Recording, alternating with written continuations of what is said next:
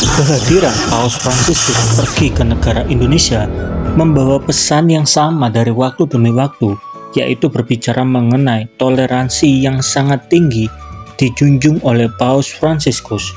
Bahkan pada saat video ini dibuat, Paus Fransiskus juga mengunjungi Masjid Istiqlal dan bertemu dengan imam di Masjid Istiqlal. Dan ketika momen itu terjadi, imam di Masjid Istiqlal 2 kali mencium Paus Fransiskus. Kemudian Paus Fransiskus juga mencium tangannya selama 2 kali, teman-teman, ataupun sebanyak 2 kali.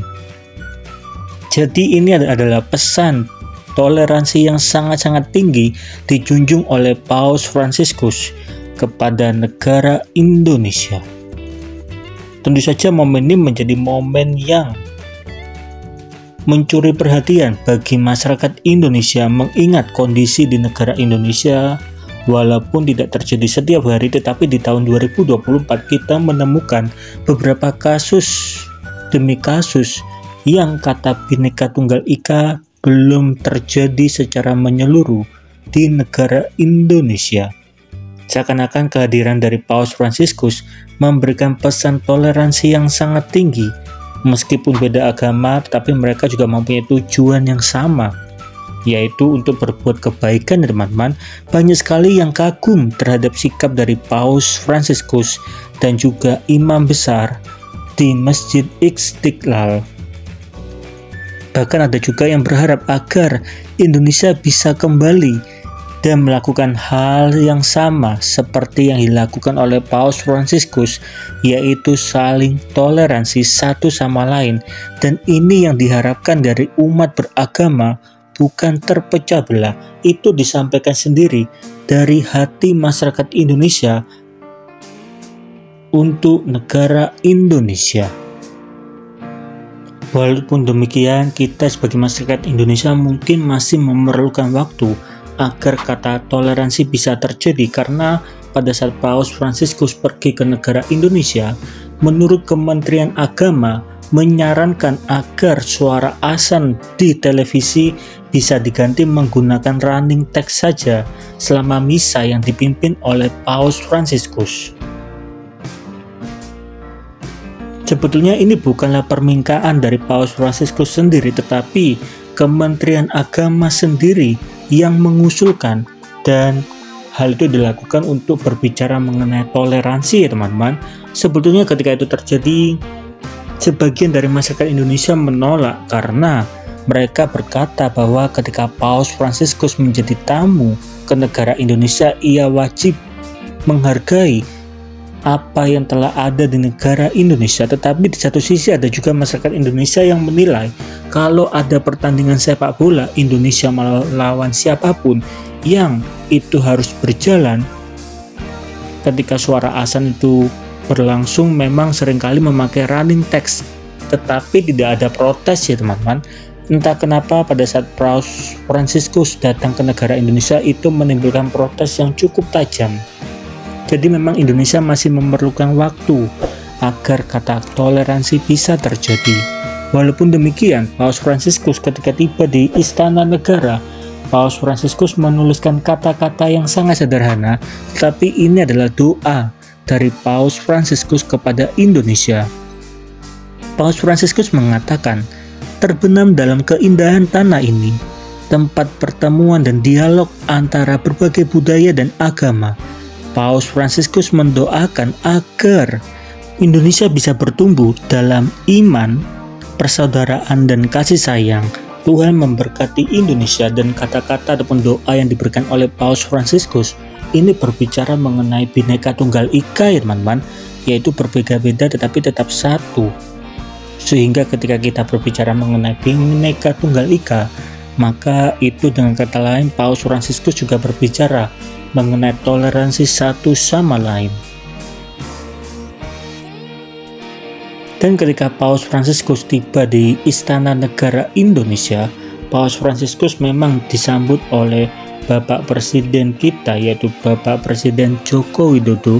Bahkan setelah itu, Paus Fransiskus juga bertemu dengan calon Presiden Indonesia di tahun 2024 yaitu Bapak Prabowo Subianto. Pasti pesan perdamaian juga diberikan oleh Paus Fransiskus kepada kedua negara Indonesia ini, teman-teman. Semoga itu bisa dijalankan ketika Bapak Prabowo Subianto menjalankan tugasnya sebagai Presiden Republik Indonesia di tahun 2024 sampai 2029. Kali pertama dalam hidup saya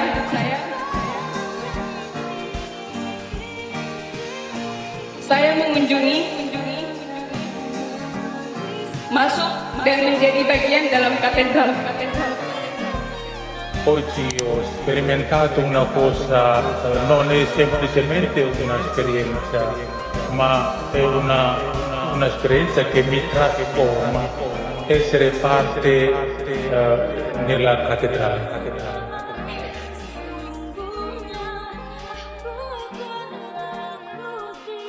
Bagian dalam katedral sebuah gereja yang disucikan umat Katolik. Ajaibnya, tepat di depan saya berdiri pula masjid tempat saya biasanya beribadah.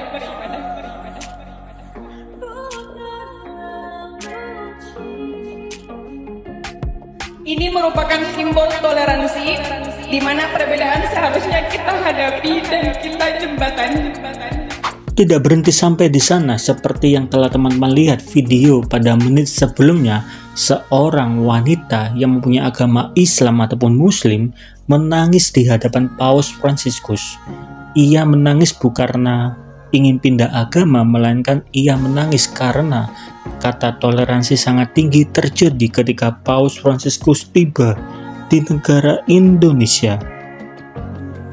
Dan ia berharap ya teman-teman, ataupun wanita ini berharap agar itu juga bisa diaplikasikan di seluruh tempat dari Sabang sampai Merauke yang ada di negara Indonesia. Karena memang di tahun 2024 beberapa kasus seringkali terjadi. Tidak berhenti sampai di sana, kata toleransi sebetulnya sudah pernah dilakukan oleh Menteri Pendidikan Indonesia, yaitu Nadiem Makarim, di mana Nadiem Makarim menikah bersama istrinya yang mempunyai agama Katolik. Walaupun perbedaan agama tersebut, Nadiem Makarim juga datang berjumpa dengan Paus Fransiskus, bahkan anaknya juga mendapatkan berkat ataupun doa secara khusus dari Paus Fransiskus, mengingat istri dari Nadiem Makarim mempunyai agama Katolik yang sangat relevan dengan kehadiran dari Paus Fransiskus ya teman-teman. Sehingga kata toleransi memang betul-betul sudah dilakukan oleh Menteri Pendidikan Indonesia. Sisanya tinggal kita masyarakat Indonesia apakah bisa meneruskannya atau tidak. Di satu sisi pada perayaan Misa Akbar yang dilakukan di GBK, memang itu dimulai pada pukul 5 sore waktu Indonesia Barat, tetapi para jemaat yang hadir di sana sudah hadir mulai jam 12 siang ya teman-teman. Jadi untuk mengisi waktu kekosongan, pada akhirnya Lyodra Ginting mendapatkan kesempatan untuk mengisi waktu tersebut, dan Lyodra Ginting memakai adat karo. Lalu kalau boleh tahu bagaimana komentar dari teman-teman mengenai Paus Fransiskus? Apakah teman-teman setuju mengenai kata toleransi yang seringkali diungkapkan atau dilakukan sendiri oleh Paus Fransiskus untuk Indonesia? Coba dong tolong tulis di kolom komentar.